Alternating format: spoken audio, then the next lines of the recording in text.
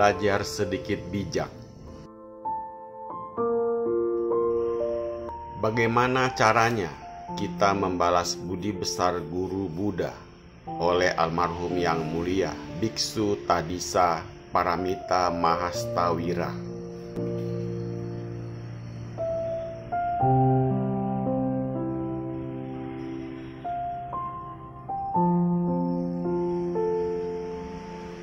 Di dalam Suranggama Sutra disabdakan, selekasnya membina diri mencapai Raja Dharma, menolong semua makhluk tanpa akhir, kembangkan kemuliaan hati seluas-luasnya. Inilah baru bisa disebut dapat membalas budi besar guru Buddha.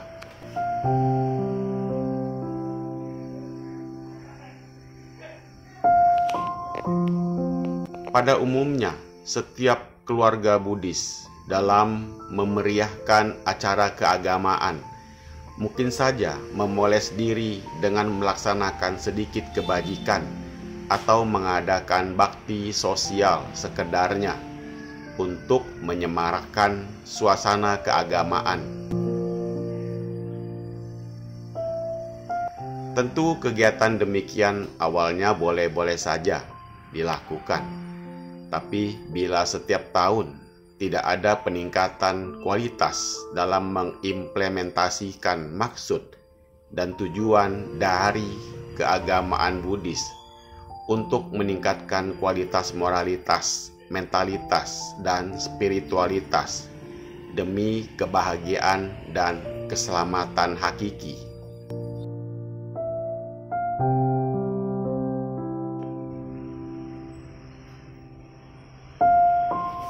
maka dinyatakan belum seutuhnya menghormati Sang Buddha, yaitu bersemangat dan rajin mempraktikkan Buddha Dharma secara realita dan berkesinambungan untuk mengejar target kualitas kemajuan lahir dan batin dalam meraih cita-cita luhur pencerahan dan pembebasan mutlak setiap umat Buddha.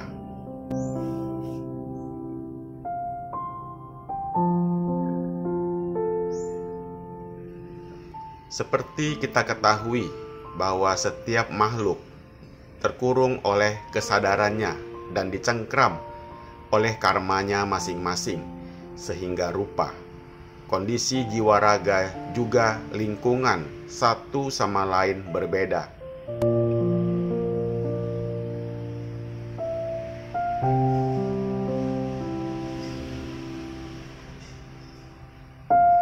Sesungguhnya, semua penderitaan manusia bukan berasal dari luar, melainkan dari dalam dirinya sendiri.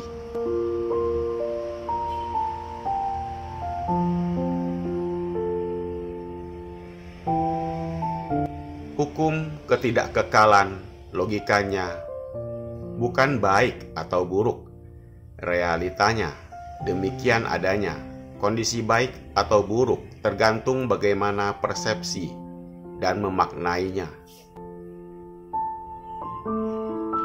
Begitu pula dunia hanyalah sekedar dunia, bukan baik, bukan pula tidak baik. Mari kita melihat sejarahnya, kehidupan Hyang Buddha, bahwa Pangeran Siddhartha sejak lahir sampai maha parinirwananya, semua terjadi dan dilakukan di dunia ini.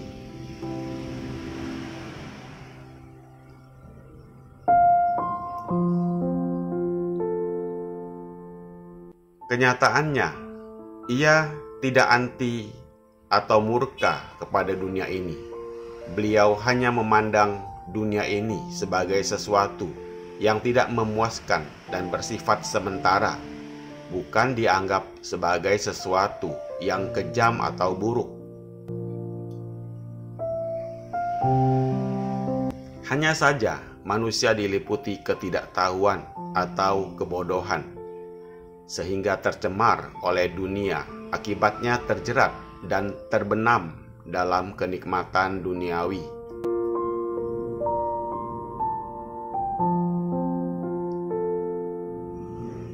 Begitu banyak ulah manusia terhadap dunia ini, antara lain orang jahat merusak dunia, orang bodoh dipermainkan dunia, orang lemah terjungkal oleh dunia.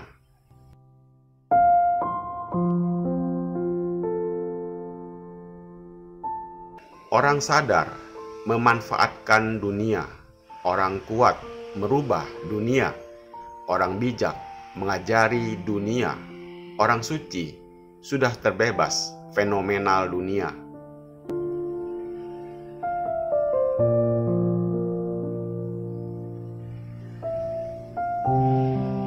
Sesungguhnya, ajaran Buddha tidak mengajarkan pola pesimistik atau optimistik, melainkan diajarkan jalan tengah, pergunakan dunia tapi tidak tercemar oleh dunia, atau tidak ekstrim, terbenam, atau anti dunia yang dikenal non-dualistik.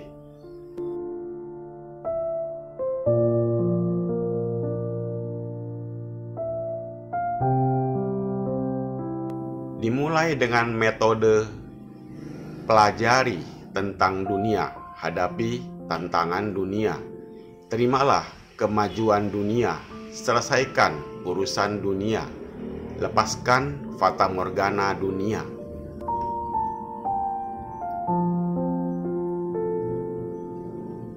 Selanjutnya, jadikan dunia ini sebagai mandala untuk praktek menyempurnakan paramita dengan membabarkan dharma dan menolong semua makhluk bebas dari bodoh dan derita.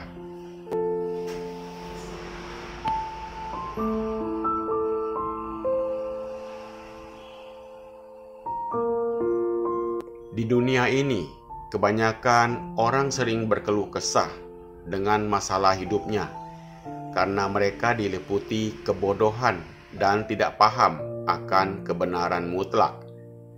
Akibatnya kehidupannya senantiasa diombang-ambing oleh pasang surutnya ketidakpastian dalam segala hal.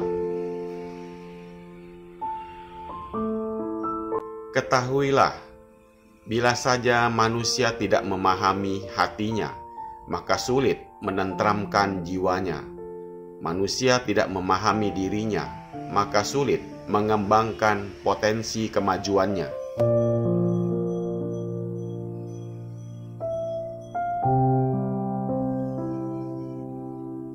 Manusia tidak memahami makna kehidupannya, senantiasa berperilaku bodoh. Manusia tidak memahami realita kebenaran hidupnya, pasti banyak penderitaan. Manusia yang tidak memahami manfaat melaksanakan kebajikan, sukar mendapatkan keberuntungan. Manusia yang tidak mampu melepaskan beban jiwa dan raga, maka sukar memperoleh kebahagiaan.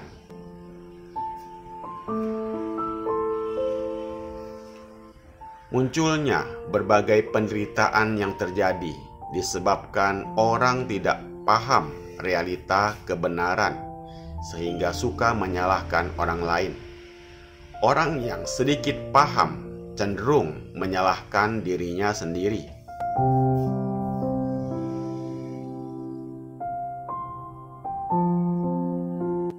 Orang yang memiliki pemahaman penuh tidak akan menyalahkan siapapun.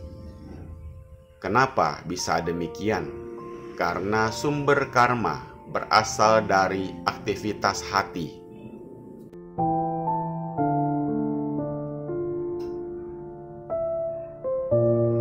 Hati hayal yang menampakkan hati diskriminasi yang membedakan. Hati melekat yang menjadikan kondisi. Hati bodoh yang membuat derita.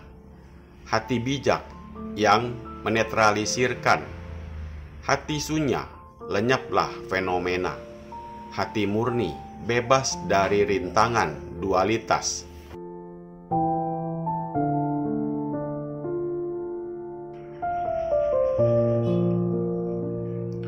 Hati cerah, menerangi segala realita kebenaran sebagaimana adanya. aktivitas hati mewarnai dan membentuk kehidupan. Semua kebaikan dan keburukan bersumber dari aktivitas hati. Bila hati membina kebaikan, maka jasmaninya tentram bahagia. Bila hatinya menciptakan keburukan, maka tubuhnya akan menerima penderitaan.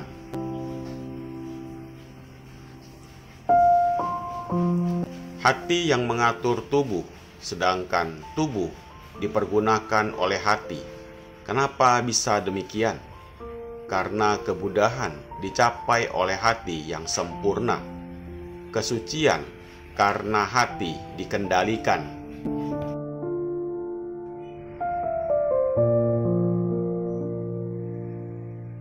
Pahala datang karena hati penuh kebajikan. Jasa terbentuk karena pembinaan. Kebahagiaan karena hati membuatnya. Mengalami malapetaka karena hati mempunyai kecenderungan.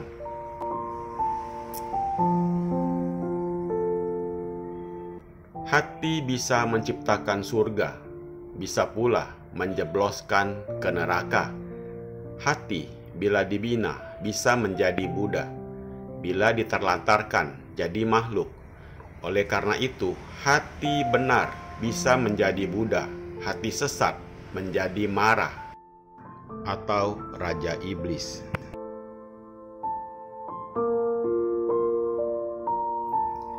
Hati welas asih, penuh kearifan, jadi bodhisatwa.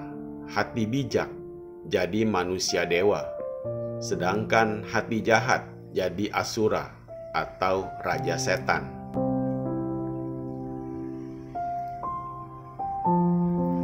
Hati adalah sumber dari dosa dan pahala. Bila ada orang yang bisa memahami hatinya, dapat menenteramkan sekaligus menatanya, tidak berbuat jahat, senantiasa membina kebaikan.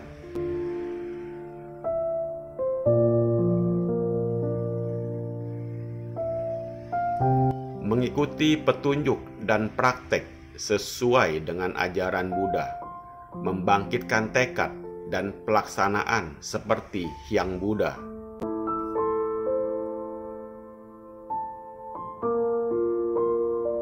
Buddha mengatakan, orang tersebut tidak lama lagi jadi Buddha.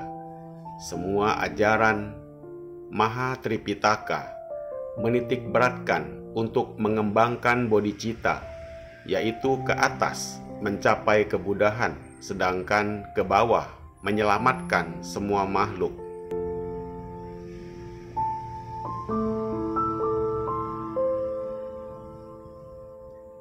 Bila Anda belum mengembangkan bodhicitta, segeralah kembangkan. Bila sudah mengembangkan, tingkatkan terus, jangan mundur lagi.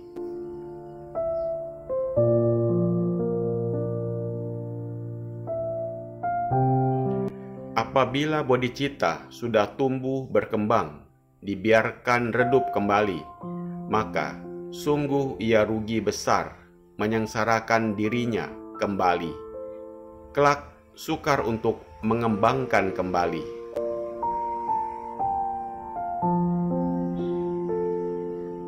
Alangkah bahagia apabila setiap makhluk dapat mengembangkan bodhicitta dan rajin melaksanakan bodhisatwayana dan berjuang untuk mencapai Anuttara Samyak Sambodhi.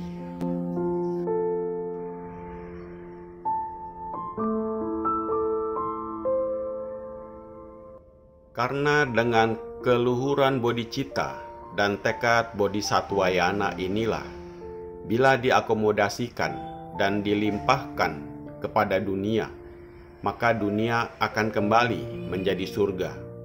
Begitu indah, tentram, damai dan nyaman untuk dihuni.